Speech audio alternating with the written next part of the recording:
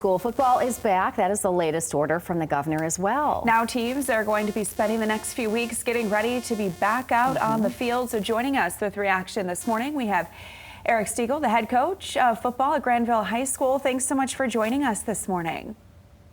Thanks for having me, guys. Yeah. So first, let's just start. I mean, what was your reaction and the team's reaction when you were able to tell them, or I'm sure they heard too, that things are going to be back on this fall?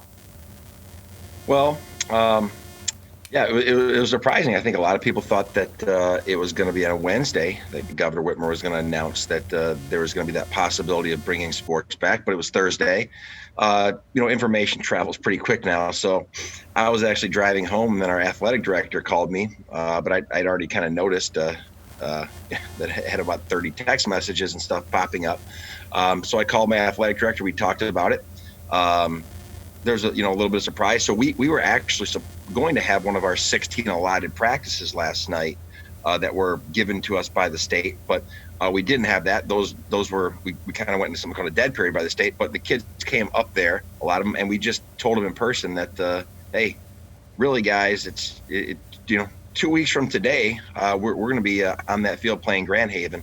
So they're excited for it. It's been tough for them, just the roller coaster ride of you're starting football, you're not starting, are we going to start back up? What are my other sports going to be able to? So those guys are thrilled. And we did tell them too that, now we really do have, if you didn't have it before, that motivation to try to be as careful as possible. Obviously we wouldn't want anybody getting on our team or anyone around our team or their families getting sick. But, even with any kind of positive case, you run the ability of just potentially not being able to play for a week or 2 weeks or whatever that period is. Yeah, so how are you guys making sure that you can do it safely? Well, I think we've been in school for 2 weeks, and we have a lot of precautions there. So the kids have been great with that, following all the rules. There's lanes in the hallways, and there's obviously we're all wearing masks. Now football is obviously a different thing. Now we did have workouts all summer, and we did have 1 week of unpadded practice, and we've had practices. We've been doing all the symptom checks and all the temperature checks, everything like that every day before kids come in, just trying to do that, trying to keep the kids as spaced out as possible while they're not actually in the actual practice, or obviously now when we get to games, not in the games. We know though that there's not the capability to social distance in a football game. With that being said, we're going to take every precaution we can, and we're still expecting there's going to be more guidance from the MHSAA and potentially, the governor on any other protocols around it.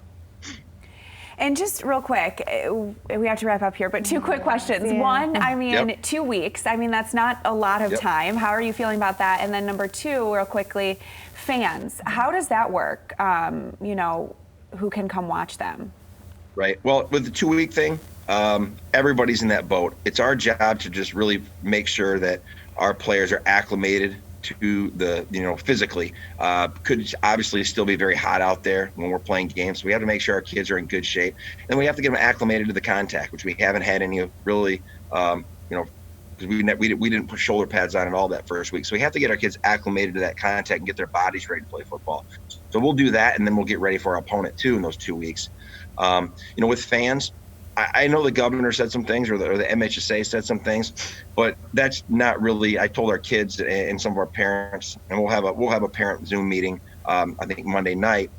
That's something that I'm sure that the OK conference is going to make some decisions on, and as well as our school district. And I will try to stay out of that as much as possible because my focus is just going to be on the kids.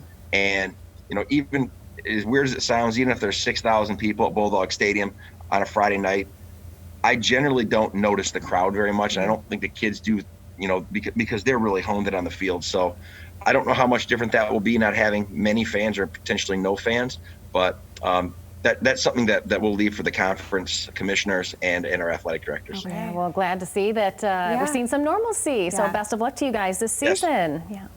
All right. Thanks a lot, and go Bulldogs. Yes.